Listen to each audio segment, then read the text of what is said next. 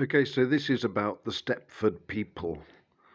Um, I want to make the case that we are all Stepford wives, we men, that we have been transformed into Stepford wives, and our enemies are our husbands, as it were. It's a bit of an odd thing to say, I know. Let me explain my reasoning. Uh, I think The Stepford Wives is an absolutely brilliant movie. I haven't read the book, and I'm referring to the old movie, which I think you can find on YouTube. 1975, I think it was made, or thereabouts. So I recommend anybody who hasn't seen it, um, take a look. And the actress who played the lead role was Catherine Ross. And I went online to look at her, to sort of to have a look at some older photographs, and from childhood there's all sorts of stuff. And after a while, I began to realize what I was seeing, and I'm sure anybody might come to the same conclusions if you're careful. The mistake that I think that people make, or no, it's not a mistake, it's a deliberate deception, because we are shown grotesque men dressed as dressed up to become grotesque women, and the whole thing is ridiculed. But people really often fail to understand that the most beautiful women in the world, to our eyes, will very often not be female. That's just how it is. It's like the most beautiful voice in the world is a castrato. You see, because there's wickedness involved and defiance of God. And the allure, shall we say, that these things exert upon us are strengthening the enemy, really. You could say that the enemy is laughing at having managed to create a world of men, feminized men now, that lust after other men without realizing it. It would be ironic. So, in the Stepford Wives, the heroine, I can't remember what her name is in the movie, is in the dark. Well, there is a great and terrible secret shared by all the men.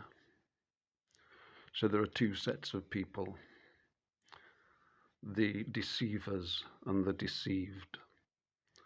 And it is a heinous plot. I won't say what happens, but it's very dark and evil. Well, we live in a world where some people around us know what is being done, what has been done to us. They're perfectly aware of it, but they don't disclose it publicly because they are part of a sect or a private and secretive organization.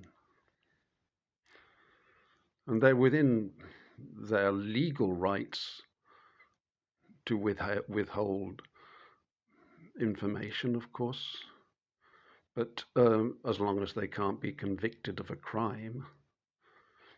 But I do think biblically, holding secrets um, is not good, because of course God knows our heart and He knows our mind. So ultimately, it's God that we're trying to deceive. That's the way I see it now. I don't know whether I always saw it like that. I think I probably did. But I had secrets. I suppose I've still got some secrets, but nothing of grave effect on other people. And so, really, in that movie, the heroine was a man, and the men were the controllers. So the men stand for, I don't know what are they called, the Illuminati, or the dark powers that are manifested in men somewhere. I don't know who they are, because they're concealed. But it's very eerie, isn't it? Imagine if you moved into a neighborhood, if you came into some money, right, and you move into a neighborhood, quite an upper class neighborhood in your district, one of the nicest ones in town.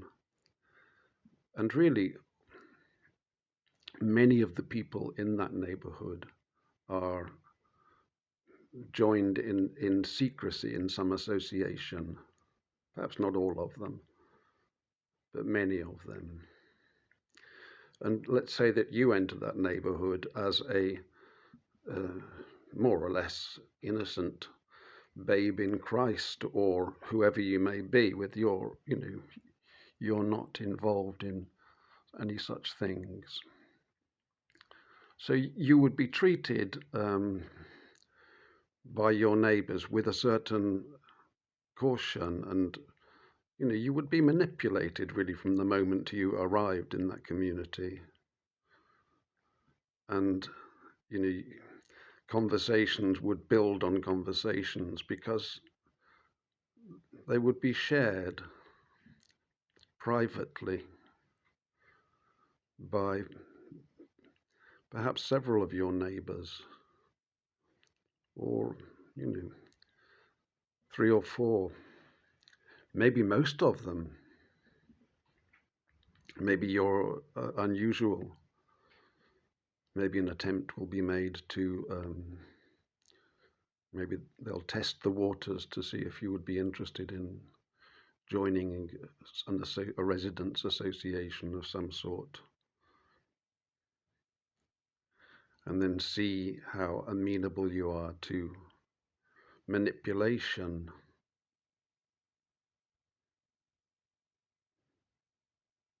Because that's what it would involve, isn't it? And it seemed like the plot of, I can't remember the name of the writer now, but there are novels that have that kind of, The Firm, who is it that wrote that? Where there's these two levels of reality. Well, I guess any gangster sort of hoodlum film has that aspect, at least two as well, because of course there are circles and inner circles, and much treachery occurs in certain types of environment, I do suppose, but only based on films, really. Maybe it doesn't. Maybe they are all in merry agreement, and the depictions of violence are used to frighten their victims, which is what we are.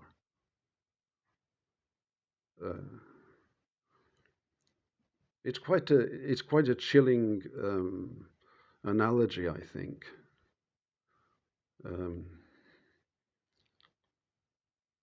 How do we break it out of it? How can we break free? Well, I think it's helpful to understand that their use of theatre is also used to portray their great bloodthirstiness and violence.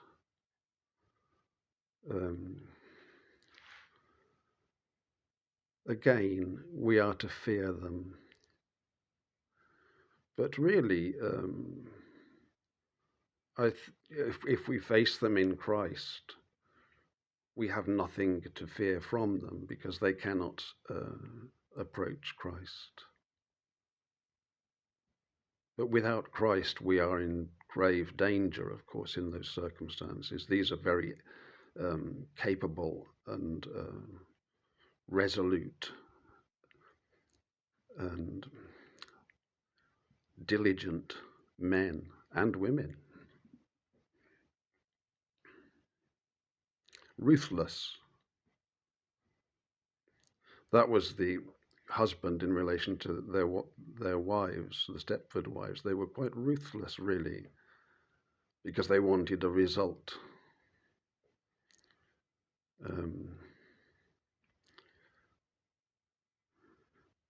And I think you could say that our masters are quite ruthless in the way they achieve their results.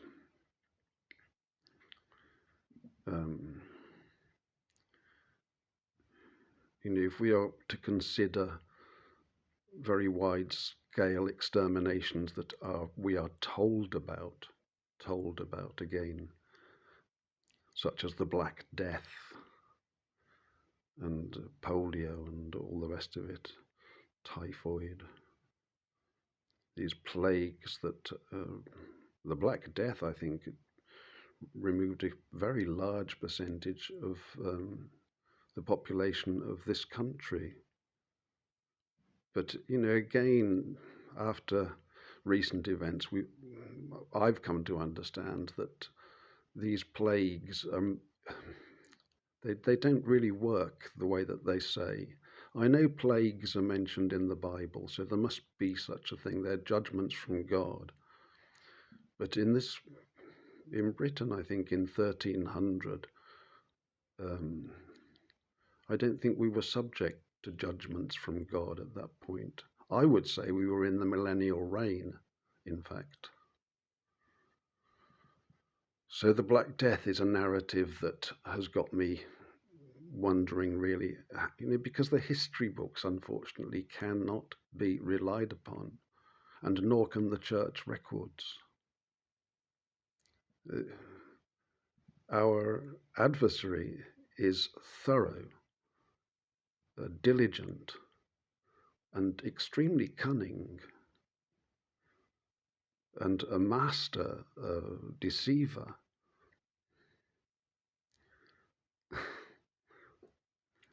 We have to take the devil very seriously. I'm sure people do. I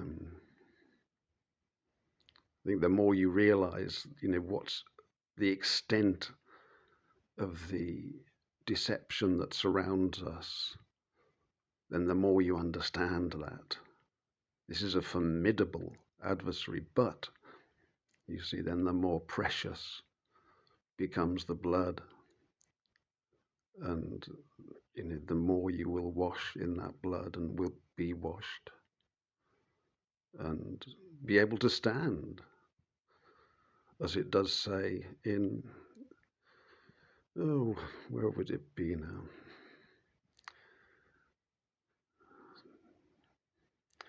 Philippians, possibly? No. Galatians.